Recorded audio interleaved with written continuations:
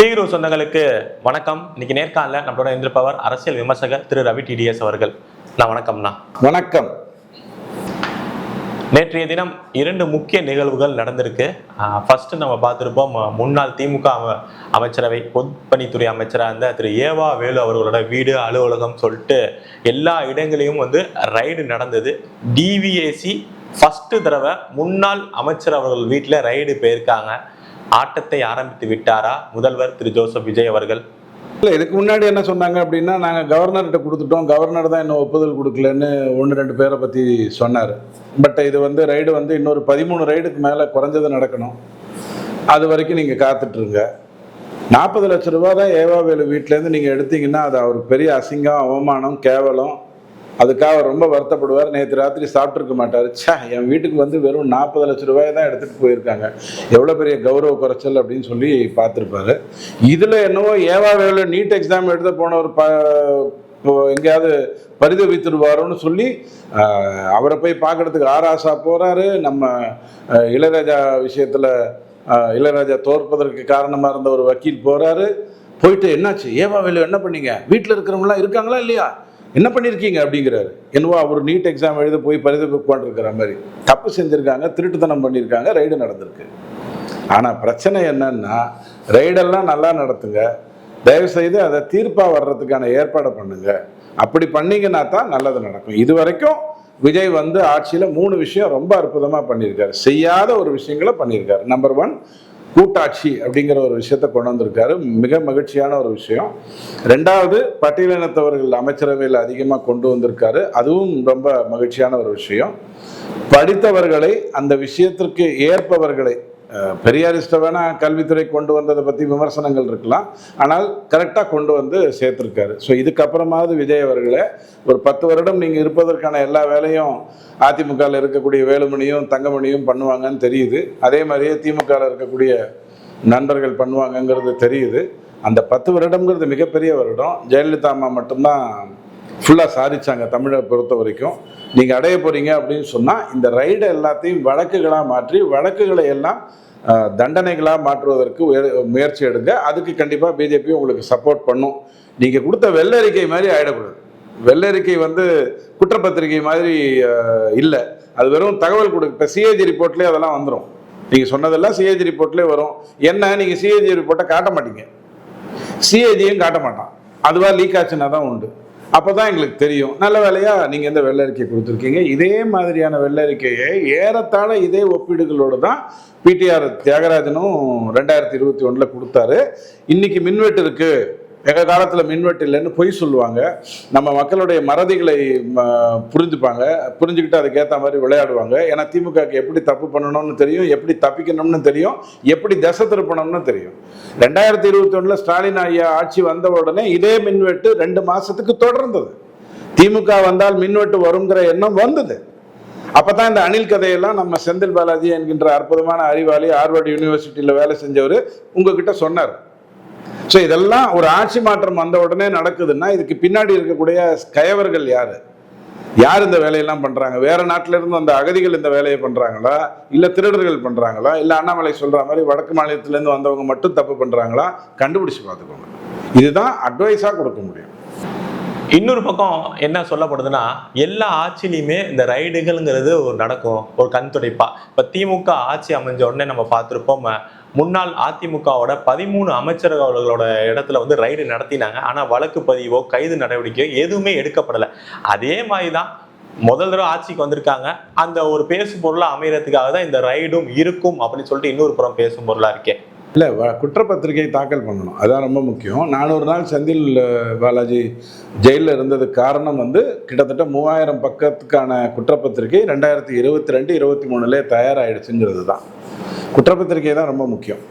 அறப்போர் இயக்கம் மாதிரியானவங்க வழக்கு கொடுக்கும்போது சாட்சிகளோட தெள்ள தெளிவாக கொடுப்பாங்க, அதில் எந்த மாற்று கருத்தும் இல்லை. இதில் இருக்கிறது 3 பிரச்சனை தான்.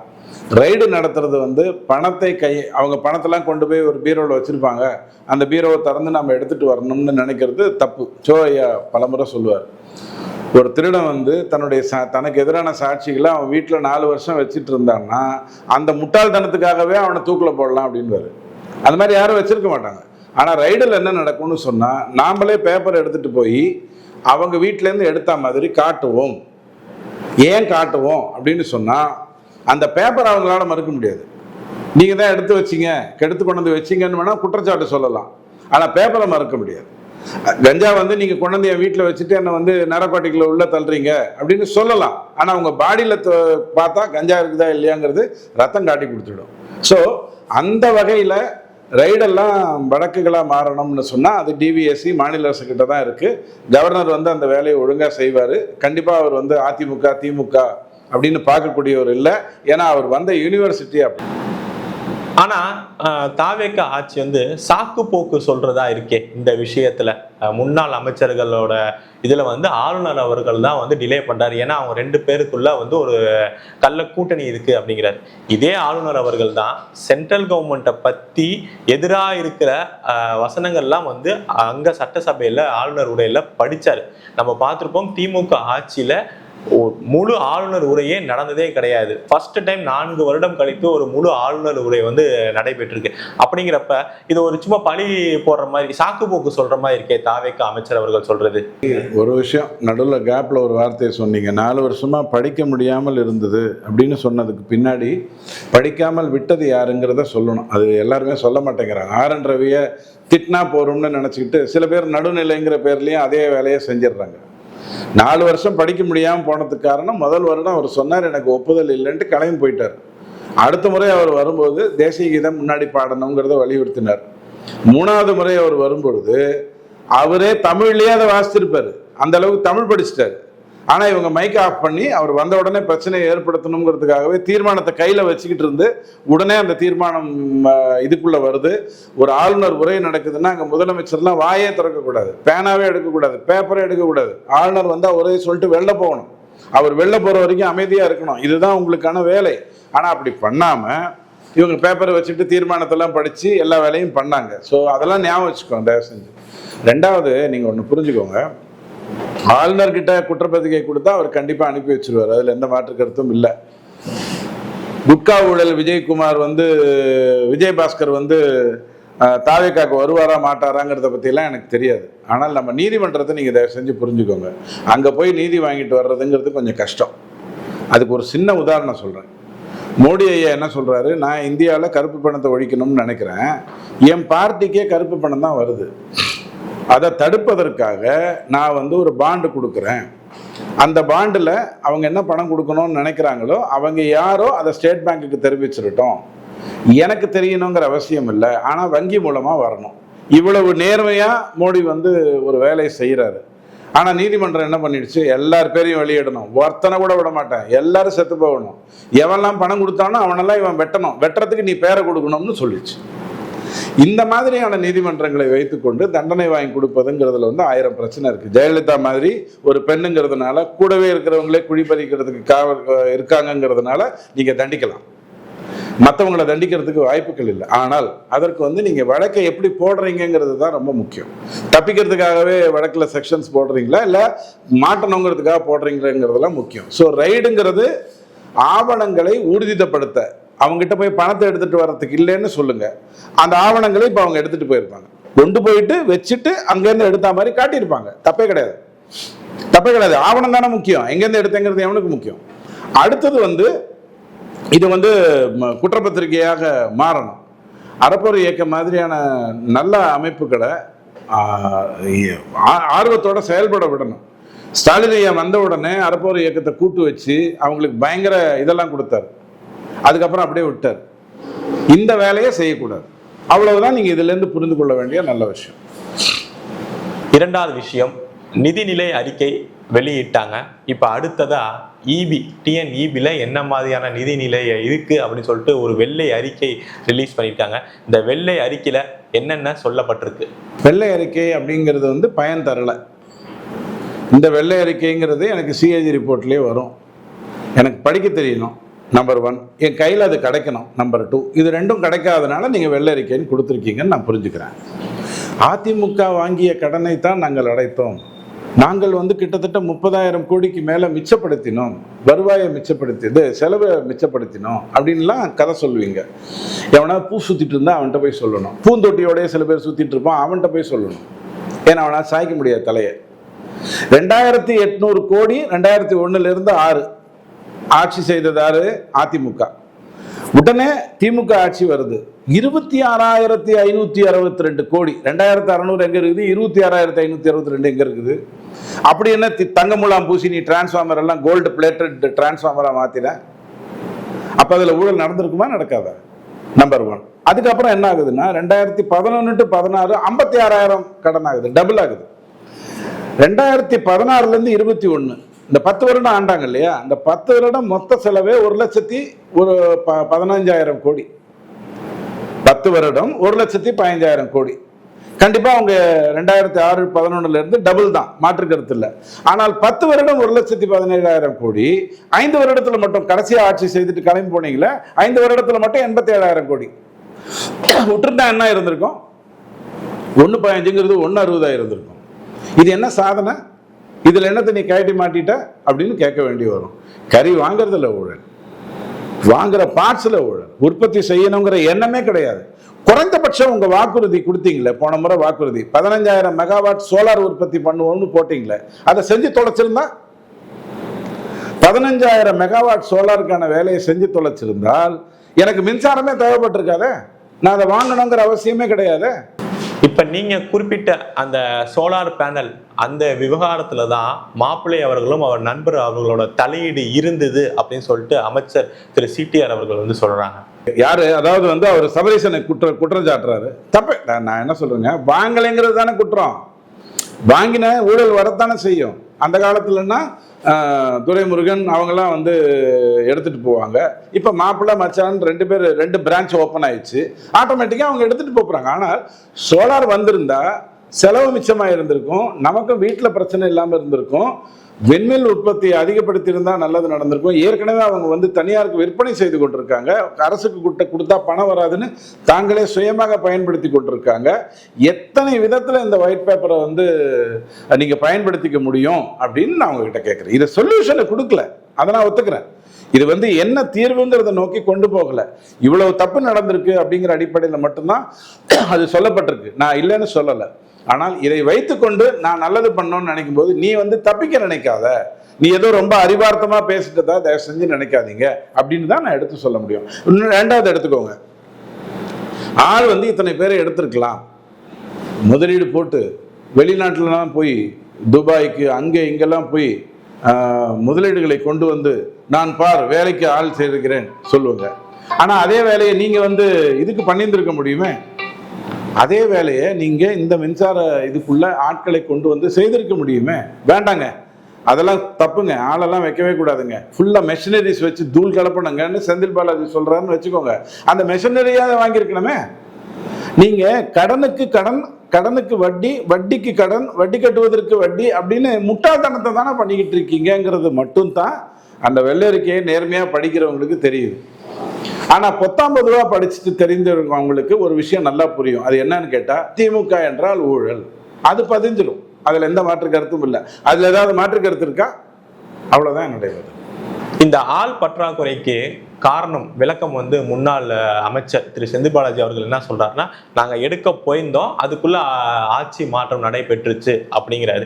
இன்னொரு பக்கம் என்ன சொல்றோம்னா, இதே ஆள் பற்றாக்குறை வச்சுதான் நாங்க தடையில்லா மின்சாரம் தமிழகத்துக்கு தந்தோம், ஆனா நீங்க என்ன பண்றீங்க அப்படிங்கிற ஒரு கேள்வி அவர் எழுப்புறாரு. மின்வெட்டை பத்தி நான் ஏற்கனவே சொல்லிட்டேன். தாவேகாவுடைய ஆட்சியில 5 வருடம் மின்வெட்டு இருக்க போறது இல்லை. இந்த 2-3 மாசம் கண்டிப்பா கொடுமை நடக்கத்தான் போகுது. இதே கொடுமை தான் 2021 ஸ்டாலின் ஐயா வந்த போது நடந்தது. இவங்களாவது புதுசா வந்திருக்காங்க, இவங்களை மிரட்டலாம், நம்ம ஆளுங்களெல்லாம் விட்டு அங்கங்க போய் ஃபியூஸ் கேரியரை பிடிங்கிட்டு வந்துட்டு வேலை செய்ய வைக்கலாம் அப்படின்னு திமுக நினைச்சிருக்கலாம். ஆனா திமுக 2021 வந்தபோது அந்த வேலையை யார் பண்ணா? அதிமுக சொல்லியிருந்தா நடந்திருக்குமா? வேலுமணி ஐயா கிட்ட எடப்பாடி போய் உங்க ஏரியால ஒரு 40 ஃபியூஸ் கேரியரை பிடிக்கிட்டு வாங்கன்னு சொன்னா அவர் திமுக ஹெல்ப் பண்றதுக்காக எல்லா வேலையும் பண்ணிட்டு வந்துருவாரு. அதிமுக பிரச்சனையே அவர் கூட இருக்கிறவங்க திமுக வேலை செஞ்சுட்டு இருக்காங்க, தவேகாக்கு போகணும்னு நினைக்கிறாங்க, அவரால் பணிந்திருக்க முடியாது. அப்ப அந்த 2021 அந்த மின்வெட்டுங்கிறது ஒரு 3 மாசம் பிரச்சனையா வந்துதான் வரலையா? அதை நான் மறந்துருப்பேன்னு நினைச்சேன், நான் முட்டாளா? எனக்கு ஞாபகம் இருக்க, ஏன்னா நான் கஷ்டப்பட்டேன்ல. அப்போதானே இன்வெர்டர் வாங்கினேன் வாழ்க்கையில் முதல் முறையா. 2013 கூட வாங்கலை. ஸோ அடிப்படையில் அந்த மின்வெட்டுங்கிற பிரச்சனை எந்த கேள்வி, அதாவது இவங்க இன்னொன்று கூட சொல்லுவாங்க, உங்களுக்கு மறந்துருக்கும், நாங்கள் இருக்கும் வரை நீட்டு வரவே இல்லையோ, கையெழுத்து போட்டதே நீதாய்யா. நாங்கள் இருக்கும் வரை வரவில்லை, அது எதுக்கு வரப்போகுது?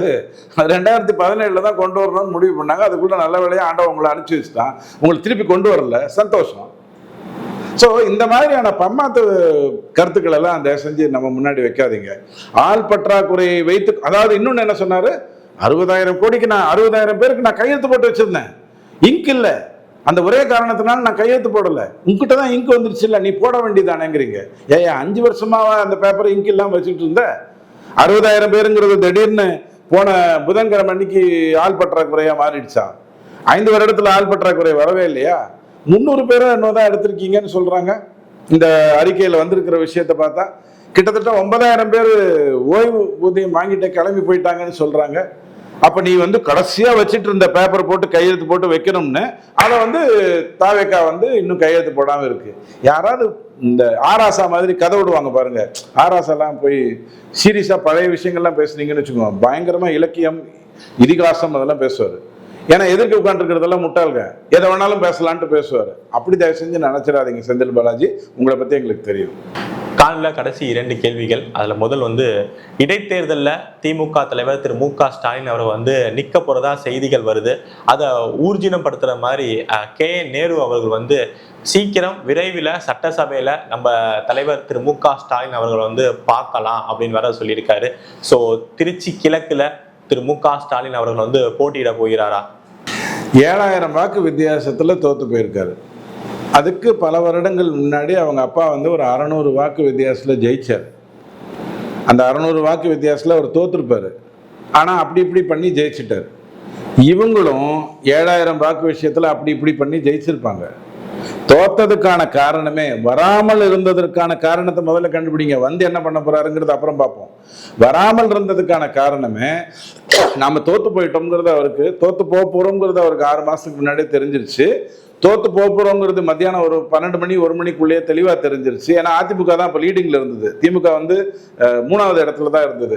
ஸோ இவர் எந்த வேலையும் பண்ணாம, சரிப்பா நான் தோத்ததாகவே இருக்கட்டும், அந்த 7,000 வாக்குல எந்த உள்ளகடியும் பண்ணிடாதீங்க, நான் தோத்தாதான் நல்லது அப்படின்னு சொல்லிட்டு வீட்டில் உட்கார்ந்தாருங்கிறது தான் என் குற்றச்சாட்டை. இவர் திரும்பி வரப்போறாருன்னு எடுத்துக்கிட்டா ஒரு பேச்சுக்கு சொல்றேன். ஜஸ்ட் நீங்க ஒவ்வொரு தொகுதியினுடைய வாக்குகள் எப்படி வந்திருக்குன்னு பாருங்க. போன முறை வாங்கிய திமுக வாக்குகளை விட ஒரு 30,000 வாக்கு கம்மியா வந்திருக்கும் திமுகவுக்கு. அதிமுகவுக்கு அதே மாதிரியே ஒரு 30,000 வாக்குகள் கம்மியா வந்திருக்கும். ஆனா அவங்க 70,000 80,000 வாக்கு வித்தியாசத்துல ஜெயிச்சிருப்பாங்க. நீங்க பொதுவா எடுத்து பாத்தீங்கன்னா ஆவரேஜாகவே அவங்க கிட்டத்தட்ட 25,000 வாக்கு அதிகமாக பெற்று தான் அவங்க தொகுதிகளில் ஜெயிச்சிருக்காங்க.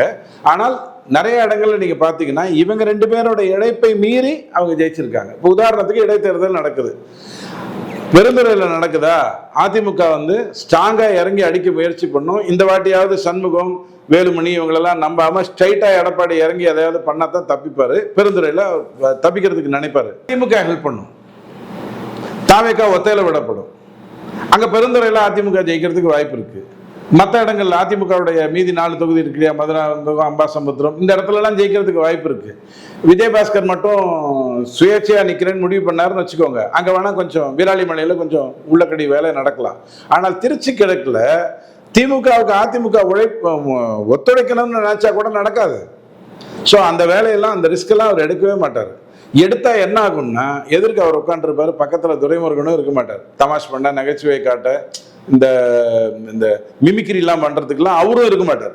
இந்த பக்கம் யார் உட்காந்துருப்பா, ஏவா வேலு, இந்த பக்கம் யார் உட்காந்துருப்பா, நேரு. ஒண்ணுமே பண்ண முடியாது. அதனால அவர் வராமல் இருக்கிறது தான் அவருக்கு நல்லது. அவர் வராமல் இருக்கணும்னு நினைத்தது கூட எதிர்க்க விஜய் முதலமைச்சராக உட்காந்துருக்கும் போது, ஏன்னா இவங்க எப்படின்னா தீண்டாமை, திமுகவுடைய தீண்டாமை எல்லாம் எப்படின்னா பயங்கர கெத்து தீண்டாமை.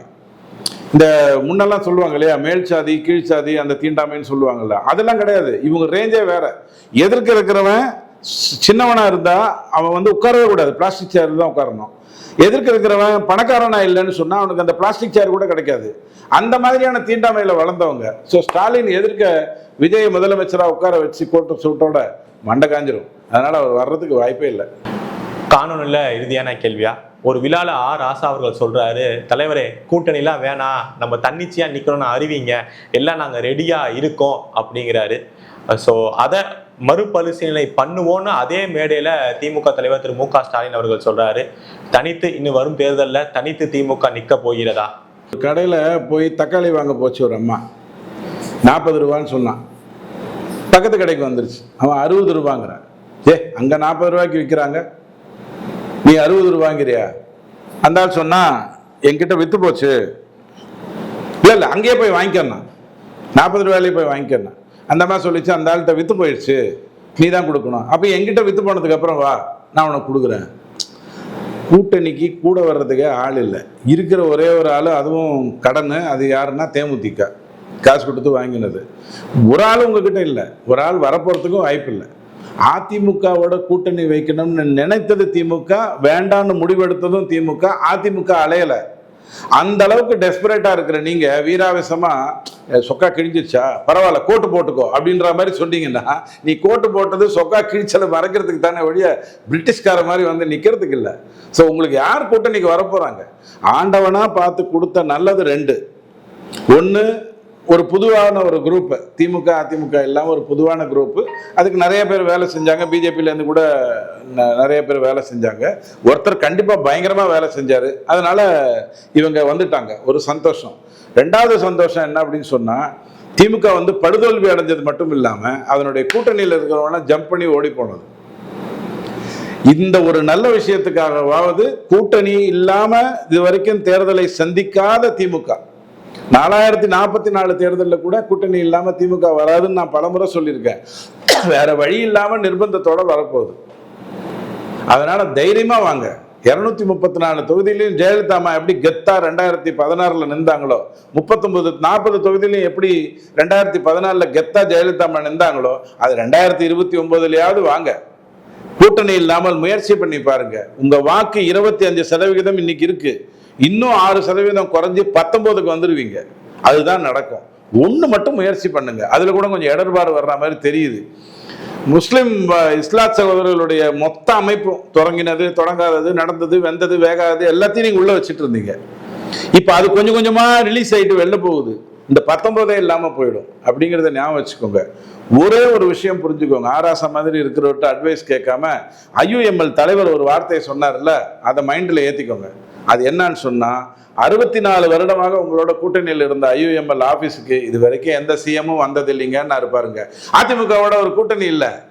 கூட்டணி இருந்தா ஜெயலலிதா அம்மா வந்திருப்பாங்க, எடப்பாடி வந்திருப்பாரு, தேமுதிக ஆபீஸ்க்கே போனாரு, IUMLக்கு போக மாட்டாரான்னு. 64 வருடமாக திமுகவோட தான் கூட்டணியில் இருக்காங்க. 2 முறை தான் கூட்டணி முறிந்திருந்தது. ஆனால் இன்னி வரைக்கும் ஒரு முதலமைச்சர் கூட வரவில்லை என்று சொன்னார் இல்லையா, அதை மைண்ட்ல வச்சுக்கோங்க. உங்க கூட்டணியில் இருக்கிறவெல்லாம் பல்லக்கு தூக்கிகள் நினைச்சுக்க பாருங்க. அங்கதான் நீங்க தப்பு பண்ணீங்க. அவங்களாலதான் உங்களுக்கு வாக்கு வருதுங்கிறது நீங்க புரிஞ்சுக்காம இருந்தீங்க. இப்பதான் தனியா தேர்தலை சந்திக்க போறீங்க. முடிஞ்சா தைரியம் இருந்தா தயவு செஞ்சு சந்திங்க. அப்பதான் உங்களுடைய ஒரிஜினல் வாக்கு என்னங்கிறது உங்களுக்கு புரியும்.